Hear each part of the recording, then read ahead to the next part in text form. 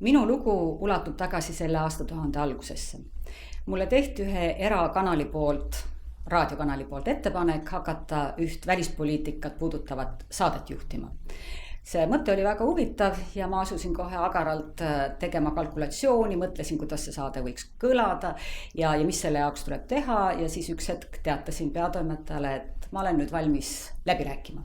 Peatoimetaja kutsus enda juurde sinna raadiokanalisse, pani ukse enda järel kinni, laua ees on 2 A4 paberit ja loen läbi algusest peale oma töökohustused ja nii õigused ja siis jõuan selle palganumbrini.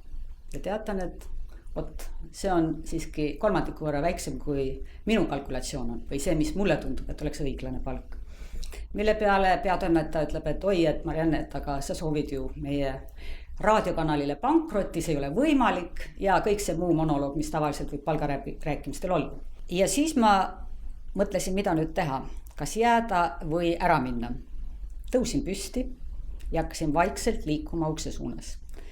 Mu käsi ei olnud veel ukselinki puudutanud, kui peatoimetaja hõikas, Marianne, tule tagasi. Ja siis me rääkisime veel ja me jõudsime ikka selle numbrini, mille puhul tekkis sinna lepingusse just see, mida ma soovisin, ehk minu meelest õiglane palganumber. Ja kui me olime käed siis lõplikult löönud, kumbki andis oma allkirja, siis teatas peatoimetaja, tubli tüdruk, rääkisid läbi nagu tõeline mees.